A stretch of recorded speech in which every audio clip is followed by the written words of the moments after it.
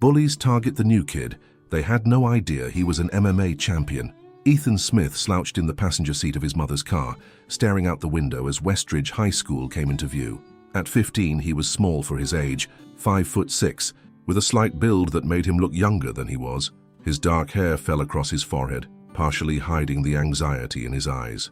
"You'll be fine," his mother said, reaching over to squeeze his hand. "Just be yourself." Ethan nodded, without enthusiasm. He'd heard those words before, at each of the 3 schools he'd attended in the past 2 years. His father's job in corporate consulting meant frequent relocations, and Ethan had become all too familiar with being the new kid. This time they were in a suburb of Chicago, supposedly for at least 2 years. Long enough, his parents promised, for him to graduate. "Thanks, Mom," he mumbled, grabbing his backpack and pushing open the door. "See you after school." As he walked through the main entrance, Ethan kept his head down, following the directions he'd been given to the administrative office. The hallways were bustling with students greeting friends after summer break, their voices echoing off the lockers that lined both walls. No one paid him any attention. Not yet, anyway. What no one at Westridge knew, what no one at any of his schools had known, was that Ethan wasn't just a quiet Asian American kid who liked math and reading. For the past 8 years, he had trained religiously in mixed martial arts. His uncle, a former professional fighter in the lightweight division, had started teaching him when Ethan was 7 after a bullying incident at his elementary school. What began as simple self-defense had evolved into serious competition training. Ethan had even won a regional youth championship in California 2 years ago before they'd moved again. But Ethan never mentioned his fighting. His parents had always emphasized academics, viewing his martial arts as merely a hobby. And Ethan himself had learned that standing out in any way just made moving harder. So he kept quiet about his training, finding local dojos wherever they moved and practicing alone when nothing else was available. After collecting his schedule and a school map, Ethan navigated to his first class, American History with Mr. Pearson. He slipped in just as the bell rang and took the only available seat near the back. The teacher, a balding man with a booming voice, called roll and then introduced Ethan as a new student. "Mr. Smith has joined us from," he peered at his roster, "San Francisco. Let's all make him feel welcome." 24 pairs of eyes turned to stare at him. Ethan gave a small wave and then stared down at his desk, feeling his cheeks grow warm. The moment passed quickly as Mr. Pearson launched into a discussion of the semester's curriculum, but not before Ethan noticed a tall, athletic boy with blonde hair watching him with particular interest from across the room. By lunchtime, Ethan had successfully navigated 4 classes without incident. He'd even had a brief, friendly conversation with a girl named Maya in his English class when they were paired for a quick introduction exercise. She'd seemed nice, even offering that he could sit with her friends at lunch if he wanted, but Ethan had politely declined, preferring to find his bearings before attempting to socialize. The cafeteria was a cavernous space with long tables and a cacophony of voices. Ethan joined the lunch line, purchased a sandwich and an apple, and then scanned the room for an empty spot. He found one at the end of a table occupied by a few students who seemed absorbed in their own conversations. He was halfway through his sandwich when the chair across from him scraped against the floor. The blonde boy from history class dropped into the seat, followed by 2 others, a heavy-set boy with a crew cut and a taller, leaner kid with dark hair and multiple piercings in one ear. "So, San Francisco," the blonde boy said, leaning forward. His Letterman jacket identified him as a member of the wrestling team. "I'm Brock. This is Damon and Tyler." He gestured to his companions. "We're the welcoming committee." Ethan set down his sandwich. "Hi," he said cautiously. "I'm Ethan." "Ethan," Brock repeated, dragging out the syllables. "Tell me, Ethan, do they have football in China? Or is it all just kung fu movies?" Tyler snickered, and Damon grinned widely. "I'm American," Ethan said quietly. "Born in Boston. But you know kung fu, right?" Brock pressed, making a chopping motion with his hand. "Everybody knows all Asians know kung fu." Ethan remained silent, taking a slow breath. "Don't engage. Don't make enemies on day 1. "What's wrong? Cat got your tongue?" Brock reached across and flicked Ethan's water bottle, spilling it across the table and onto Ethan's lap. "Oops." Ethan stood abruptly as cold water soaked into his jeans. Around them, conversations quieted as nearby students turned to watch. "Careful there, new kid," Brock said with mock concern. "First day and already having accidents. Maybe you need diapers?" Laughter rippled through the onlookers. Ethan grabbed a handful of napkins and dabbed at his jeans, his face burning. Without a word, he picked up his tray and walked away, ignoring the calls of, "Hey, we're not done welcoming you." That followed him. He dumped his tray and headed to the nearest bathroom to dry off as best he could. Staring at his reflection in the mirror, he saw the familiar flush of humiliation on his cheeks. It's the same at every school, he thought bitterly. Always someone looking for an easy target. The rest of the day passed without further incident, though Ethan noticed Brock and his friends watching him in the hallways between classes, their expressions suggesting this was only the beginning. By the time the final bell rang, Ethan had mapped out the fastest routes between his classes and identified several quiet corners of the school where he could spend breaks. The pattern established itself quickly over the next few weeks. Brock and his crew, the self-proclaimed kings of the sophomore class, made Ethan their new favorite pastime. It started small, shoulder checks in the hallway, knocking books from his hands, accidental spills. They called him Jackie Chan and made exaggerated martial arts sounds whenever he walked by. Ethan endured it silently. He'd learned that bullies usually grew bored if their target didn't react, and he had no desire to draw more attention to himself. Besides, he had other priorities, keeping his grades up, helping his mother settle into their new home, and finding a local gym where he could train. By the third week, he'd located a small MMA gym about 2 miles from his house. The coach, a burly man named Raphael with cauliflower ears and forearms like tree trunks, had been skeptical of the slight teenager at first. But after seeing Ethan move through some basic drills, his eyebrows had shot up. "You've had good training," he'd said, nodding approvingly. "Who was your coach before?" "My uncle in California," Ethan had answered. "Before that, different people depending on where we lived." Raphael had offered him a spot in the advanced youth class that met 3 evenings a week. For the first time since moving to the new town, Ethan felt a spark of hope. On the mats, his size didn't matter. His quiet nature became focused discipline. The techniques that had been drilled into muscle memory over years of practice flowed naturally. But at school, Ethan remained the perfect target. Quiet, seemingly passive, and always alone. If anything, Brock's harassment was escalating. The day it all changed started like any other. Ethan was at his locker between classes when he felt a hard shove from behind. His forehead smacked against the metal door, and he stumbled, catching himself on the combination lock. "Sorry about that," Brock said, not sounding sorry at all. "Didn't see you there, short round."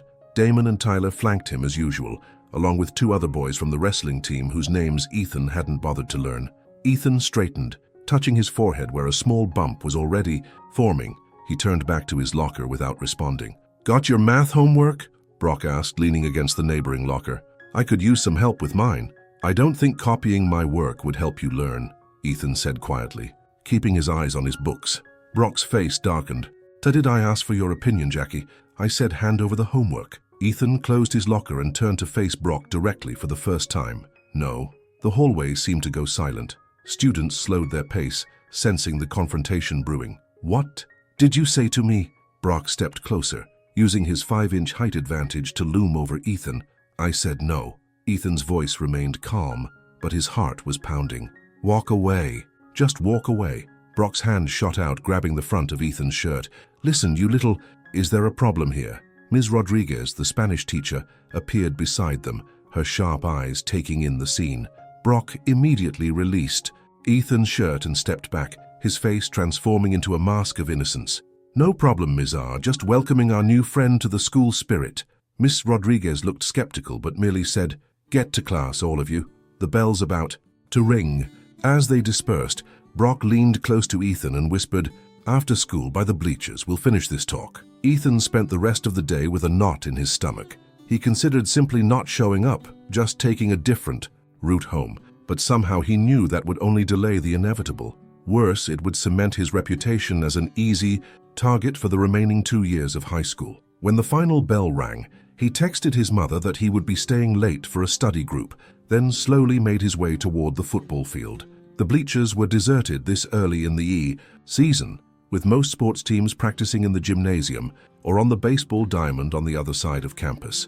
Brock and his friends were waiting, lounging on the lower seats with the casual confidence of boys who had never faced consequences for their actions. "Didn't think you'd actually show," Brock said, standing as Ethan approached. "Maybe you're not as smart as you look." "What do you want?" Ethan asked, stopping a safe distance away. "First, your math homework." Brock held out his hand. "Then maybe an apology for disrespecting me in front of everyone." "I didn't disrespect you. I just said no." Brock's eyes narrowed. See, that's your problem, Smith. You don't understand how things work here. I ask, you give. Simple. Or what, you'll hit me? Ethan was surprised at the steadiness in his voice. Nah, I don't hit little kids, Brock smirked. But I might help. You learn to swim. He gestured toward the large fountain in the courtyard behind the bleachers, a point of pride for the school, with its 8-foot-deep basin. Ethan glanced at the other boys, who had formed a loose semicircle around him, 5 against 1. Not great odds even with his training. Uncle Way's voice echoed in his memory. Fighting is always the last resort, Ethan. Not the first, but when it's necessary, you commit fully. Last chance, Brock said, taking a step forward. Homework. Now. Ethan squared his shoulders. No. Brock lunged forward, grabbing for Ethan's backpack. Ethan pivoted smoothly away, his body responding automatically to the telegraphed movement. Brock stumbled, off balance, and Ethan could have easily swept his legs or landed a strike. Instead, he simply stepped back, maintaining the distance between them. Slippery little guy, aren't you? Brock growled, regaining his footing. Damon, Tyler, help me teach our friend some manners. The two boys moved in from either side. Ethan backed up, keeping all three in view. When Damon reached for him, Ethan again slipped the grasp, this time allowing his backpack to slide from his shoulder. He dropped it safely behind him. Stop dancing and fight, you coward, Brock taunted, growing frustrated. I don't want to fight you, Ethan said calmly. Just leave me alone. Too late for that. Brock charged forward, swinging a wild haymaker. Time seemed to slow. Ethan saw the punch coming as if in slow motion. Poor form, overextended, full of openings. 8 years of training took over. He sidestepped, letting Brock's momentum carry him past, then stuck out his foot in a simple trip. Brock went sprawling onto the grass. Damon and Tyler hesitated, suddenly uncertain. Brock scrambled to his feet, his face purple with rage and embarrassment. Lucky move, he spat. Get him! This time they came together. Ethan's training clicked into full gear. He bobbed under Tyler's grab, used a simple wrist lock to redirect Damon into Tyler's path, and spun away from the tangle of limbs that resulted. No strikes, no aggression, just efficient defensive movement. A small crowd had begun to gather at the edge of the field, drawn by the commotion. Among them, Ethan spotted Maya from his English class, her eyes wide. What the hell? Brock was back on his feet, breathing hard. Stop running and fight, you little freak. I told you I don't want to fight, Ethan repeated. But I'm not giving you my homework, and I'm not letting you throw me in that fountain. Brock bellowed in frustration and charged again, this time with more control. He feinted left, then came in with a right cross that would have done serious damage if it had connected, but Ethan wasn't there anymore. With practiced precision, he slipped under the punch, pivoted inside Brock's guard, and executed a perfect hip throw. Brock hit the ground hard, the air whooshing from his lungs. Before he could recover, Ethan had him in a simple control position, not painful but secure. Are we done? Ethan asked quietly, his face inches from Brock's. Get off me. Brock struggled futilely against the hold. Ethan increased the pressure slightly, just enough to make Brock gasp. I asked if we're done. Are you going to leave me alone now? Okay, yes, get off. Ethan released him immediately and stood up, backing away several steps. The gathered crowd was completely silent, staring in disbelief. Brock got to his feet slowly, holding his ribs. His face was a storm of confusion and lingering anger. Where did you learn to do that? He demanded. Ethan shrugged. I've been training since I was 7, competed nationally in MMA junior divisions. You're a fighter? Tyler asked incredulously. But you're so small. Size isn't everything in martial arts, Ethan said. Technique matters more. Why didn't you say anything? Damon asked. Why let us mess with you for weeks? Ethan picked up his backpack and slung it over his shoulder. Because I don't fight unless I have to. My uncle taught me that a real martial artist avoids conflict whenever possible. Brock was staring at him with a new expression, not exactly respect, but something close to it. So all this time you could have taken us apart? That wasn't my goal, Ethan said. Still isn't. The crowd had begun to murmur, the story already spreading through hushed whispers and hurried texts. Ethan could see phones pointed in his direction, and he realized with a sinking feeling that at least part of the confrontation had likely been recorded. Maya pushed through the onlookers and approached him. Are you okay? She asked. That was amazing. I'm fine, Ethan said, feeling uncomfortable with the attention. It's not a big deal. Not a big deal? She looked at him like he'd grown a second head. You just took down Brock Stevens without even throwing a punch. That's definitely a big deal. Smith, Brock called, having regained some of his composure. We're not done here. Ethan turned, tensing slightly, but Brock's posture wasn't aggressive now. That hip throw, Brock said, rubbing his shoulder. Could you show me how you did that? The request was so unexpected that Ethan wasn't sure he'd heard correctly. You want me to teach you? Brock shrugged, trying to look nonchalant but not quite pulling it off. I'm a wrestler. That move would be useful. Coach is always saying I need to expand my repertoire. Ethan hesitated, then nodded slowly. Sure, it's not hard once you get the mechanics. And just like that, the dynamic shifted. Ethan demonstrated the throw in slow motion, explaining the principles of balance and leverage that made it work. Soon, not just Brock, but Tyler and Damon were taking turns practicing the movement under Ethan's guidance. The crowd gradually dispersed as the impromptu training session continued, the earlier tension evaporating in the face of shared interest. By the time they finished, the sun was setting, casting long shadows across the field.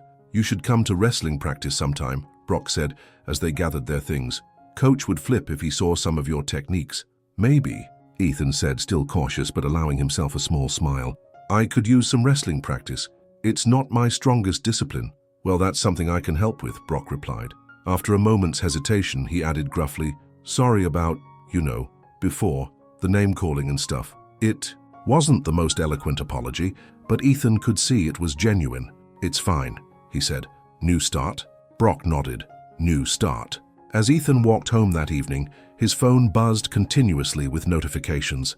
By morning, the video of his defense against Brock had circulated throughout the school. Walking into Westridge High the next day was a completely different experience. People nodded to him in the hallways. Someone clapped him on the shoulder as he passed. In history class, Mr. Pearson raised an eyebrow and said quietly, "Impressive. A restraint yesterday, Mr. Smith. Not many would have shown such discipline." At lunch, Maya waved him over to join her table, where he found himself surrounded by curious classmates eager to hear about his training. "I can't believe you've been competing since you were like 9, said a girl named Alicia. "Do you have videos?" Reluctantly, Ethan pulled up a clip from his last tournament in California, a clean win by submission against a much larger opponent. The table erupted in excited commentary. "You have to teach us some moves," insisted James, a lanky basketball player. That was sick. By the end of the week, Ethan had been invited to join the school's nascent MMA club, which had previously consisted of only 3 enthusiastic but untrained students who mostly watched UFC videos in the auxiliary gym. With Ethan's experience, the club gained legitimacy and members. Even more surprisingly, Brock and several other wrestlers began attending regularly. "My coach says cross-training is good," Brock explained. "Helps with balance and stuff." Principal Warner, seeing the growing interest, arranged for Raphael from Ethan's gym to visit as a guest instructor once a month. The first session drew 20 students, including several girls who had never considered combat sports before. Maya joined too, proving to have a natural aptitude for Brazilian jiu-jitsu. "I like that it's about leverage and technique, not just strength," she told Ethan during practice. "Makes me feel like I could actually defend myself if I needed to." As weeks passed, Ethan found himself at the center of a growing circle of friends. His quiet demeanor didn't change, but people seemed to perceive it differently now, as thoughtfulness rather than weakness. The bullying didn't just stop with Brock's crew, it seemed to decrease throughout the school as word spread about the MMA club and its emphasis on discipline and respect.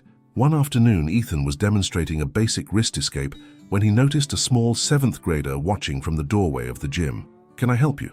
Ethan asked during a break. The boy fidgeted nervously. Some 8th graders have been taking my lunch money.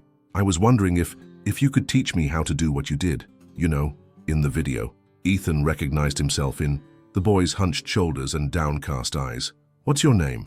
"Michael." "Come in, Michael." Ethan gestured him forward. "The first thing you need to know is that martial arts isn't about fighting, it's about confidence. When you carry yourself with confidence, most bullies will look for an easier target." He demonstrated a proper stance, shoulders back, head up. "Just this can make a difference, but if that doesn't work, then yes, I can teach you how to keep yourself safe." By the end of the semester, Ethan's reputation was firmly established, not as a fighter, but as a teacher and a leader. The MMA club participated in a regional demonstration, showcasing skills that impressed even seasoned coaches from other schools.